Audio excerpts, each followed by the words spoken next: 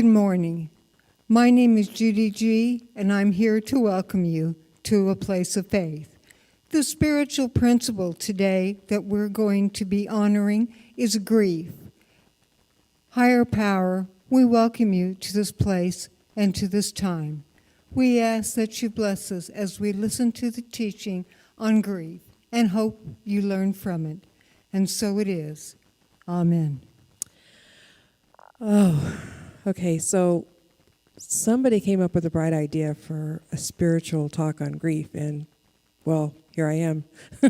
So bear with me because I'm going to try to get through this, but I'm not sure that I'm not going to, there hasn't been enough grief around that I'm going to choke up a little bit. For the past 18 months, I know all of us across the world have felt this, and it can be a bit overwhelming. And being an empathic person, which a lot of us in recovery are, a lot of the load lands on our shoulders and we don't even know what it is. So as Patricia said, let's take a big, deep breath in and release before I get started, okay?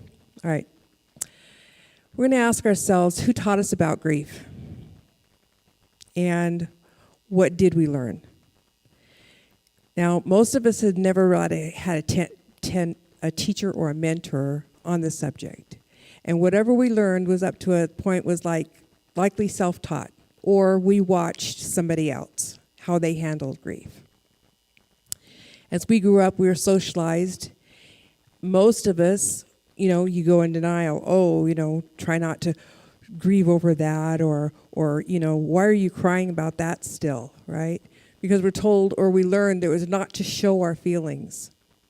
And at least in my family, what happened inside was a whole different show than what happened on the outside. When you went outside, you were this perfect little family as best you could be, right? So we didn't have any expectations, we didn't have any knowledge, we didn't have any understanding. I know growing up, I didn't understand grief. And I remember attending several funerals. Now, grief has 5 stages, but here's the thing is, this last 18 months, we're not just grieving, like the meditation said, we're not just grieving the loss of the people that aren't here anymore. We have so many other things going on that in this 18 months that has passed just recently, our whole world has changed. Not just our lives, but our world has changed. So things feel heavy. And if we don't have an understanding of what the baseline is to the foundation, like me, I didn't have a foundation for grief. I didn't know there were 5 stages: denial, anger, bargaining, depression, and acceptance. And I certainly didn't know that you didn't go from one to the next, to the next, to the next. No, it doesn't happen like that, right? I can be in 2 or 3 at the same time, or get all the way to the end thinking I'm okay, and then the next Christmas, something triggers me back. Right? So there's no timeline for people, and then no 2 people get through it the same. So if anybody's out there saying, "Oh, you should be over that by now," they passed away, 3 years ago. Hey, who are you? Because it's our individual thing. Now there's a line where it becomes from grief to depression. I'm not talking about the depression side. If you're in depression, please seek help. It's important to know that if you don't know if it is, then go to a counselor and find out if it might be depression. Because if it's a depression, then it can be a whole different thing, right? So there's a lot of sites on the internet. There's a lot of info out there that try to help us pass through it. But what if, and there are those words again, right? What if we're not supposed to get past anything? That's not what we're doing here. What if we are to learn it is a natural process and even healthy to grieve, to go through this, to accept these things, right? What then? So no one taught me how to grieve. I don't know about you, but I remember I had to hide it. I had to stop crying. People told us, don't act like that. It's just a dog. But that dog meant a lot to me as a child. I mean, he was there when I was in so much pain, and he would listen, and I swear he knew. I swear he did. He was a magic dog. But I would hear, why are you crying? It's just a dog. So grief, what's normal and what's not? Okay? There's no really easy way through this.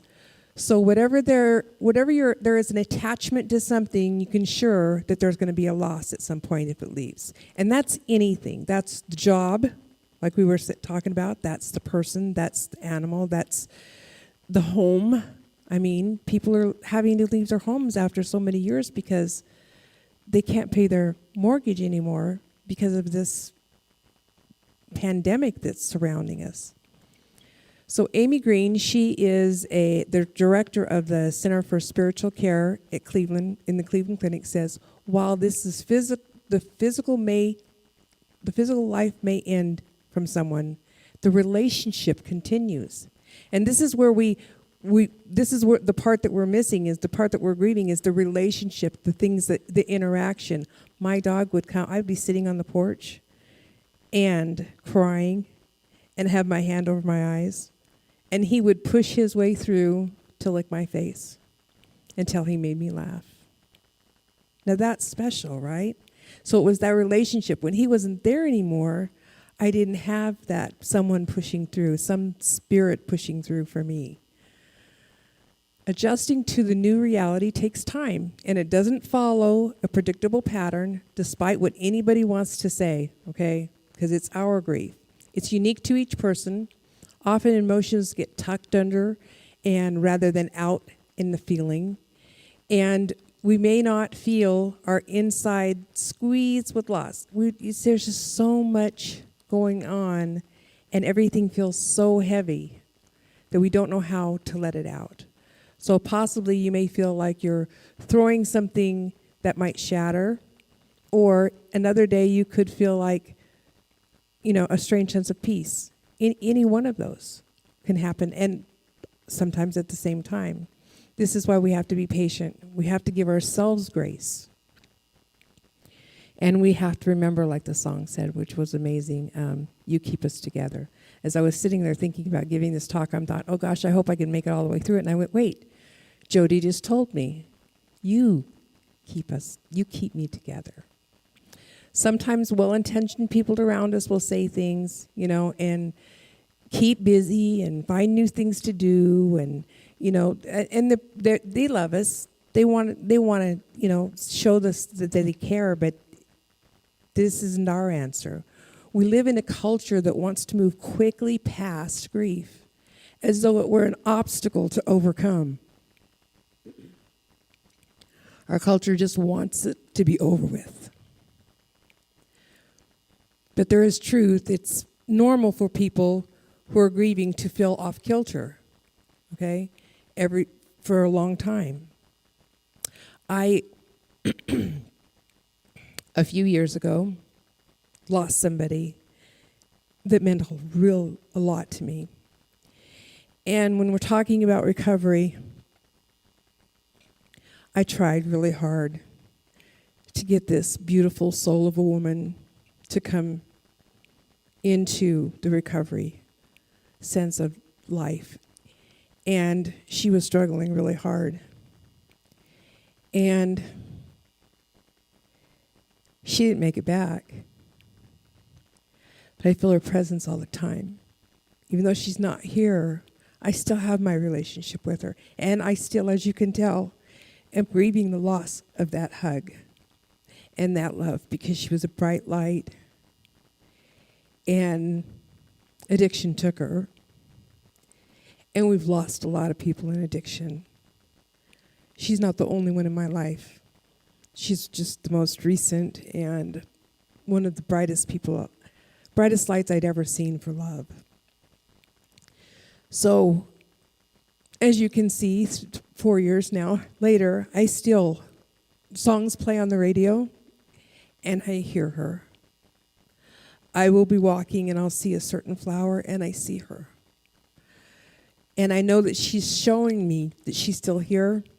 I just miss the loss of this physical part, and one day I won't have to miss that. But let's be patient with those around us whose intentions are kind, but make sure that you take your advice for yourself, okay? unless they're a trained grief counselor and they tell you what to do. If you're getting help with that, then listen to your grief counselor. So tips for dealing with grief. Accept the loneliness, because sometimes that, maybe we're not even alone, but have you ever felt alone in a crowded room? I have. Because I'm going through something that nobody really understands, my connection to something else, right? Choose good company. Look for friends, old and new, who know about grief. Support groups are great. I recommend them clearly because I'm here. And be gentle with ourselves. Give the grace to ourselves and understand that it's a process and we're going to go through it for a while. And maybe on my deathbed, 50, 60 years from now, we'll see, knock on wood, I will still recall these people and love them just as much as I did the day they left my life and the day the dog left my life, which is about 30 years ago now. So it's been a while. And get extra rest, they say. Get a lot of rest. And I know that sounds silly, but you heal when you rest. Your body has time to heal your body, because grief can affect our bodies. Okay? So if we get rest, we allow that. We need to embrace all the emotions. And that, for me, and I think I can't guess for you guys, but being in recovery the way I am, being able to embrace, I couldn't even figure out what my emotions were when I first came into recovery. What do you mean? I knew what laughing was. I didn't do it very often unless I was drinking. And I laughed all the time. I was a happy drunk. I was like my dad. Give me some liquor and I'm happy. Get a buzz. Keep going, But it's never weak or abnormal to feel these waves of emotion, okay? And feeling them and letting them be and understanding that they're going to pass was something I had to learn in recovery, because it wasn't something that was taught to me. It wasn't modeled to me. I didn't even know it existed. I learned it through the walls of recoveries, right? So set a regular sleep schedule. If you go to bed at the same time, even if you can't fall asleep, eventually your body will start going to sleep at the right time, and it's important. And move our bodies. Sitting in a chair 15 hours a day in front of a video screen, doing whatever you have to do nowadays to keep busy and work from home, can really bring your emotions down. I mean, that whole position is more of a, if you want to be happier, they say lift your head up. Can't be sad if your chin's up. Well, you can, but face the sun, get up, move. And move doesn't mean go and exercise, because I really wish I could get a good pattern of that. I really do. I'm still working on that. I'm a work in progress. Move, walk.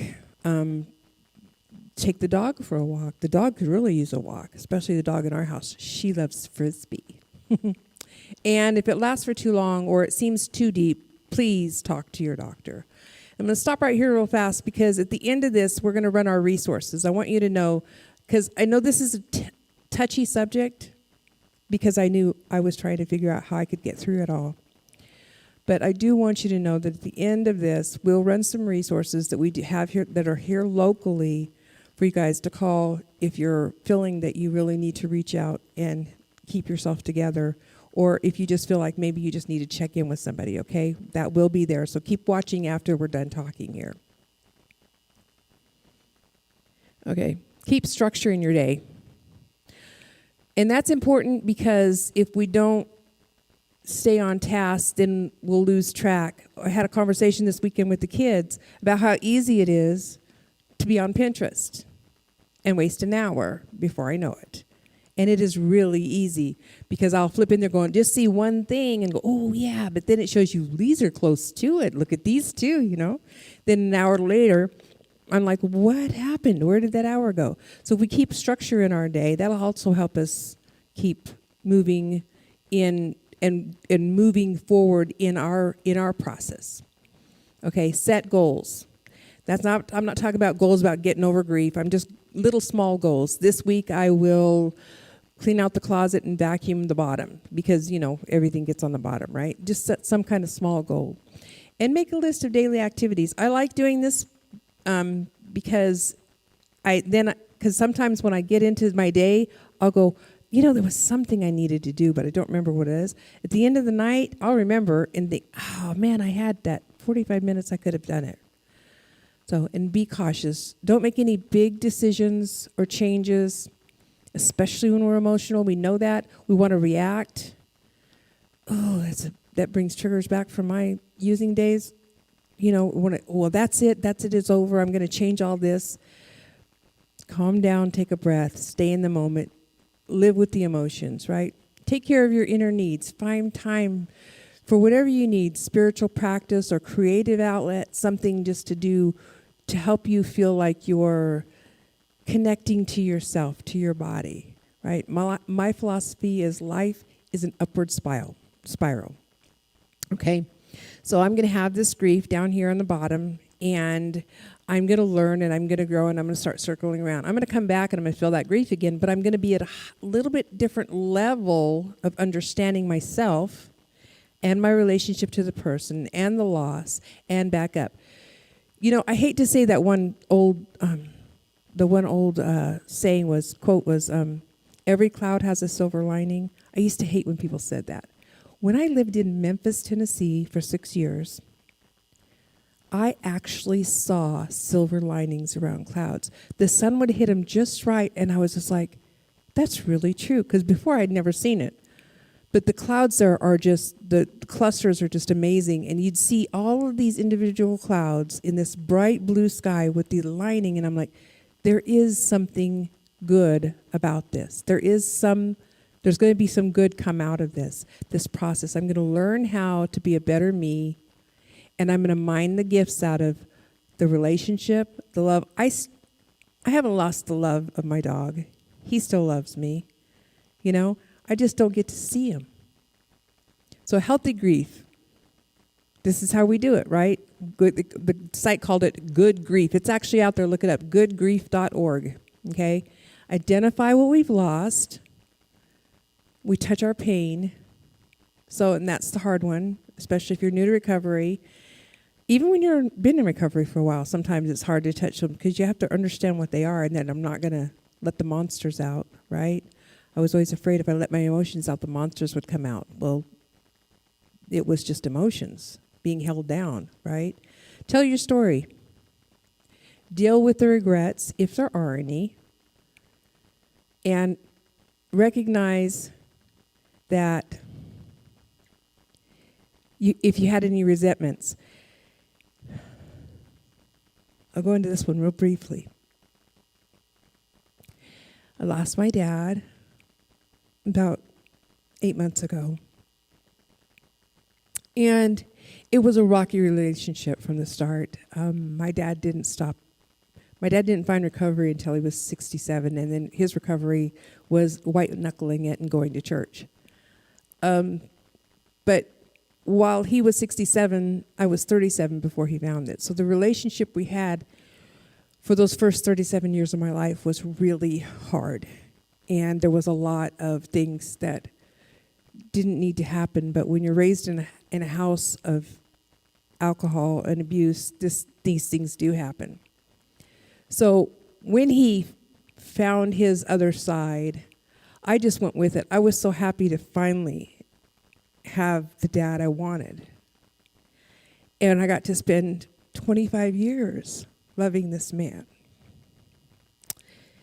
And it was amazing. I even spoke at his funeral. I was so excited. I actually didn't cry. I made it through. And then, as I'm going through my grief process, I'm starting to get resentments towards somebody that's not even here anymore. And I'm like, what is this? And I kept thinking, what kind of monster are you to regret, get a resentment about somebody that's passed away? And then I realized this is healthy grief. This is something that I didn't let go of from those first 37 years. I just was happy that I had a dad, and I went with it. We were both, just clean and sober and having a good life. And then I was left with this going, what is this? So I had to recognize those. And they pop up every now and again. I'm like, yep, that's what that was. And that's okay because he did the best that he could with what he had, right? Take a break. Give yourself a break. Even if it feels like, this is one of the things my sponsor taught me. It was so amazing when she taught me this. She said, don't let that child throw a tantrum in the middle of what you're trying to do, meaning my inner child, right? So she'd say, just step out of the room and tell it, now listen, we're going to deal with this when we get home, but right now, I'm in charge. And it's okay. If you're in the middle of something or you can't have time at that time to deal with whatever it is that's coming up, just tell yourself, okay, check, I'm going to take care of that when I get home and I'm alone and I can handle it, or I need to talk to my sponsor or whatever, or when I go to my meeting or whatever it is. Because it's okay to take a break from it if you need a break. And keep your eyes looking forward. I'm not going to say, oh, it's going to look better. It's going to be better. Just give it some time, because time doesn't really heal like they say it does. We heal ourselves. And we learn to mine the gold out of it, right? No two people grieve the same way. Life doesn't stop for our pain, okay? Watch out for unhealthy affection. So, being in grief, trying to connect, we've got a loss and we want to connect, and that can cause more problems in our recovery, right? And old losses may still need to be mourned, like I said, the resentments. Understand it. It's the bottom line. We just got to understand what grief is, right? Grief is not just an emotional reaction, okay? It's emotional, physical, spiritual, and intellectual. Emotionally, all the emotions are valid. Intellectually, we experience a range of thoughts. Okay, I don't know about you, but I don't go into my mind by myself, because my mind is wicked weird. I have sci-fi dreams. I can really create stuff inside there that I go driving down the road and something pop in, like, where did that come from? So think about that, about the thoughts of grief, and we can often try to wrap our heads around it, but sometimes it just needs to be what it is. Spiritually, how are you spiritually fed? Reach out to people in the spiritual community that can help you feel better. And physically, grief is exhausting for everyone. It's exhausting. There are some factors and variables that might happen, and you have to think about this too. Sometimes culture doesn't allow for grief, or does. There are some cultures that celebrate this transition of something or someone. And then there are some cultures that it's a loss. It's always a support system, and understanding the nature of the relationship between you and them, and how the person died can be a factor. I actually have had this conversation with someone that said, well, they're an addict, they did it to themselves. I about blew my top. I said, they're dead. Let's mourn our loss. I was stopped dead in my tracks when I heard that. And that was a family member that said it, because it was a family member that died. And it's just a shame that people think about it that way. Comments from other people can make a difference. Stigmas can make a difference. Religion, what religious background they have, who's responsible for their taking care of their passing. So if it's someone that you loved and they went to your church, which was Church A, and then their family was from Church B, and when they die, you're not married or anything, so they go over and celebrate. I mean, they can take away all your privileges because they're going to do it their way, because their religion dictates what they do, right? There might be other external variables in this too. So, are we stuck? No, we're not stuck. We're in process. I feel like we're starting to see some light. I'm empathic, but I actually feel like things are starting to lighten up. People are taking a collective breath and going, okay, we can move forward. We're not stuck here. Do we need to suck it up and bear it? Absolutely not. We need to walk through it and take care of it, right? Do we need to get it done? No. We need to keep in the process, be a work in process. just take care of your mind and body, because when we don't, we get stuck in it. And it's scary, and we feel like we're alone, and we're not. Okay? No one is ever alone. So reach out and get help. Refrain from any immediate purging, too. I had somebody do that. As soon as a family member died, within a week, everything of that family member was gone. And it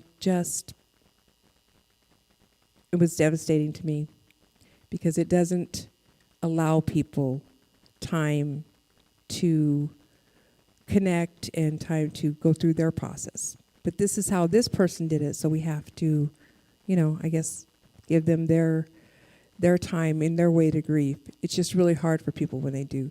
Sometimes you can make like a little in-home thing. I put my dad's pictures all together so that I can see them. And that way it's a reminder that, there was this love. There was 25 years of this love, and I'm so grateful for that. Make a connection to the natural world. Get out. Go barefoot.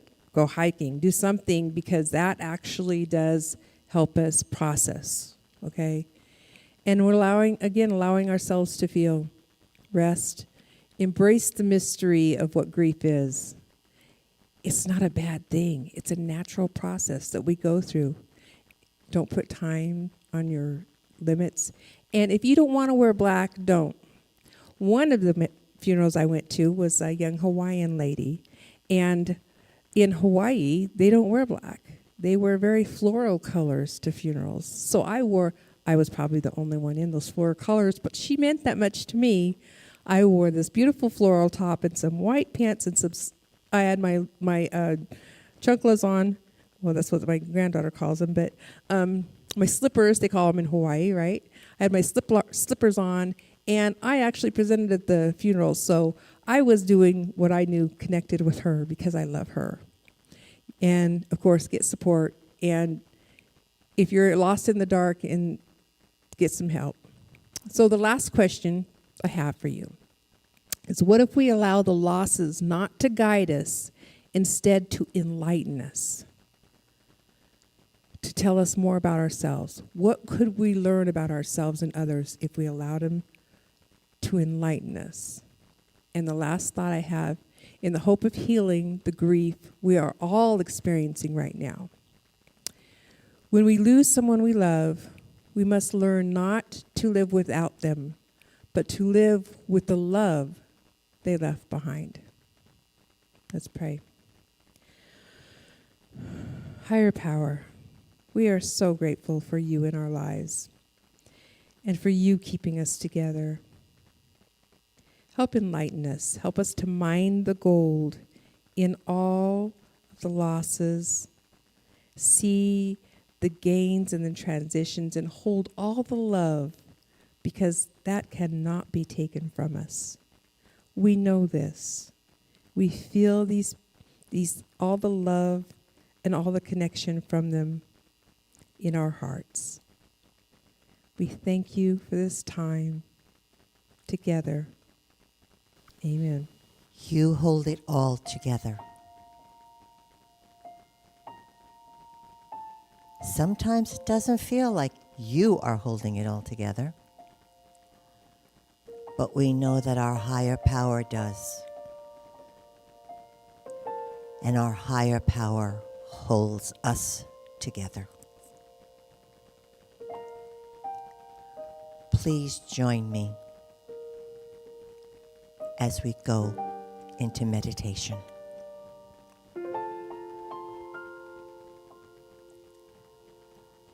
As we cross the threshold to this quiet place, leave all the baggage that's been holding us down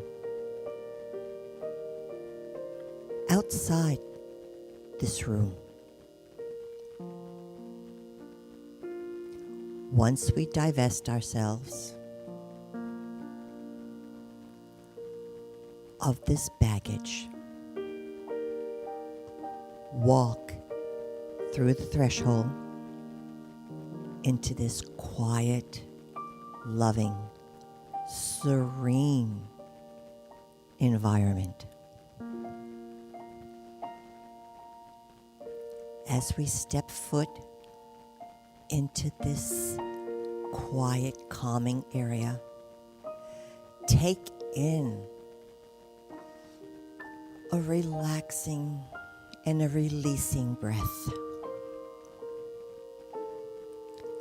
Exhale any doubt, any tension that you're holding on to. Let it go. This is your time to connect down deep with the wonderfulness. We grieve for these loving connections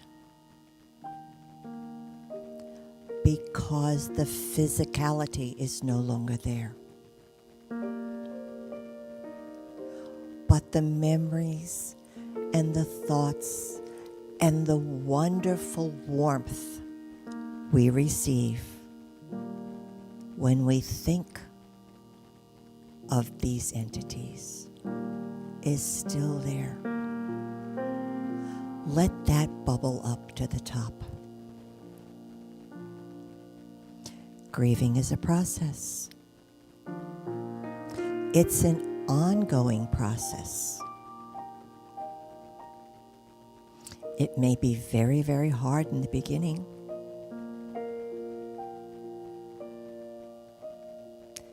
Take in a breath. Embrace that anguish that you're feeling and let it go with love and calm.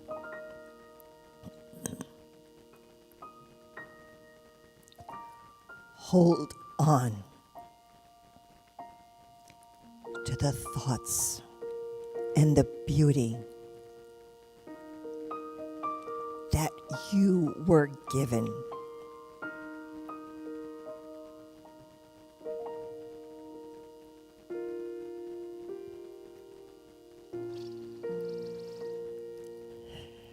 Take in another breath.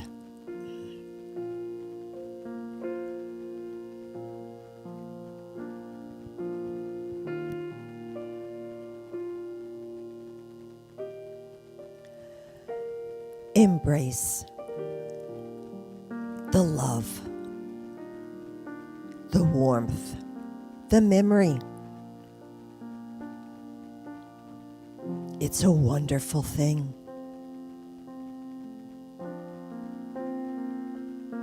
Because the love is always with you.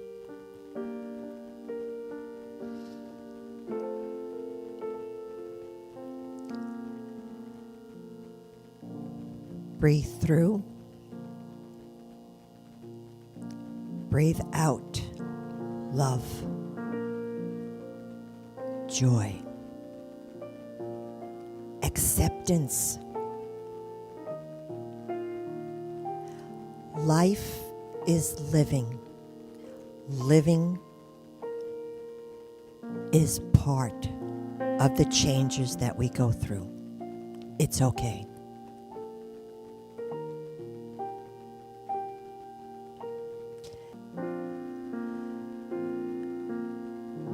Stretch your arms and legs. Wiggle your toes, wiggle your fingers. When you're ready, open your eyes. Embrace the love and the light that surround you. Smile.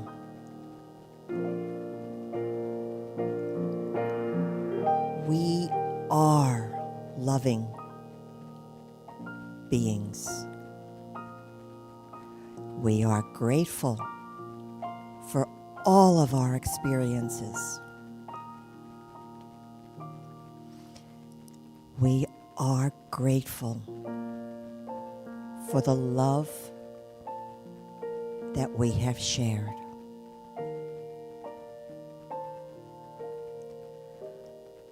take that thought with you through the week. Be blessed. You are loved. You are loving. You are love.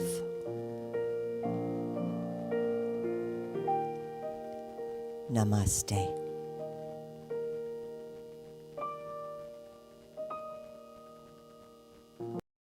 Thank you for joining us, and let's stay connected and grow in spirit.